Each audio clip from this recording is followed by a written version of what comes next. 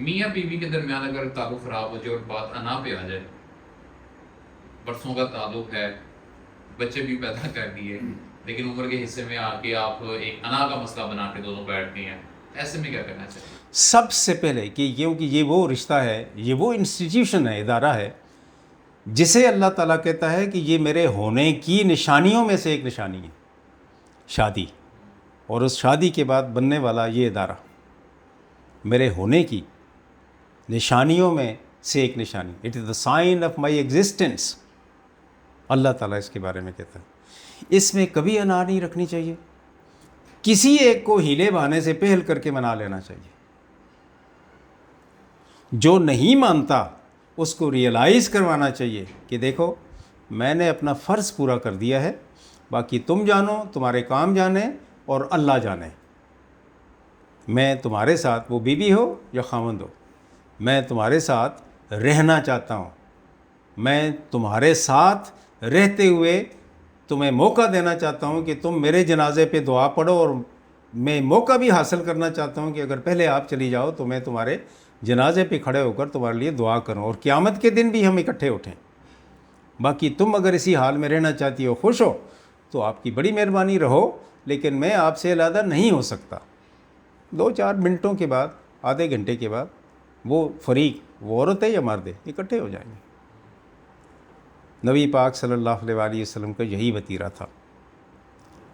آپ حضرت عائشہ صدیقہ رضی اللہ تعالیٰ عنہ جب نبی پاک صلی اللہ علیہ وسلم سے ناراض ہوتی تھیں تو وہ کہتے تھے کہ یا رب ابراہیم، اے ابراہیم کے رب، تو جب خوشی میں ہوتی تھی یا رب محمد،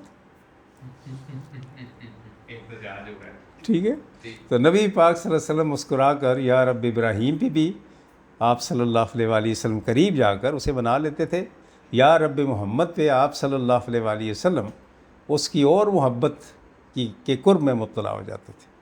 حضرت علی کا بھی تو بڑا مشہور واقعہ نا، جس میں انہیں تراب کا لقب ملا تھا جب وہ اپنے ہاں والد سے جی لڑ جی ہاں کے جی چلے گئے جی تھے۔ جی جی لڑکے آ گئے تھے تو کیا ہوا؟ نبی پاک صلی اللہ علیہ وسلم گئے سیدہ فاطمہ الزہرا کے گھر، پوچھا علی کہاں ہے؟ کہا یا رسول اللہ وہ تو مجھ سے لڑ کے چلا گیا ہے۔ کب؟ دوپہر کا گیا ہے۔ آئے آپ صلی اللہ علیہ وآلہ وسلم تو مسجد نبوی کے کونے میں لیٹے ہوئے تھے، اور ہوا چل رہی تھی تو ساری مٹی اور ساری ریت اڑ کر آپ کے سارے جسم کو اس نے ڈھانک لیا تھا۔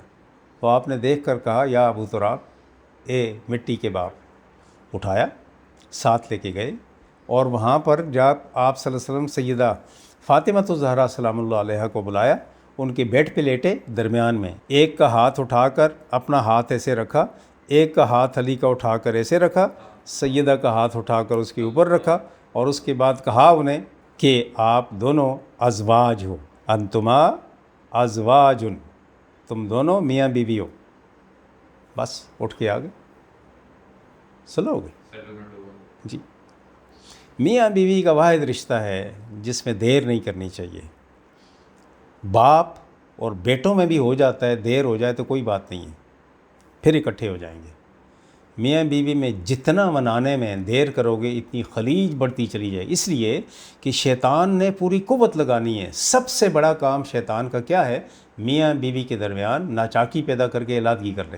وہ ادھر اس کے بھی کان بھرے گا، ادھر بھی بڑھے گا، ادھر سے خواتین آئیں گی، مرد آئیں گی، انسانی شیطانوں میں سے، وہ سب کچھ کرتے رہیں گے۔ تمہارے ساتھ زیادتی ہو رہی ہے، تمہارے ساتھ ہو رہی، تمہارے ساتھ ہو رہی، بہت بڑھتا چلا جائے گا۔ اس سے بچنا چاہیے۔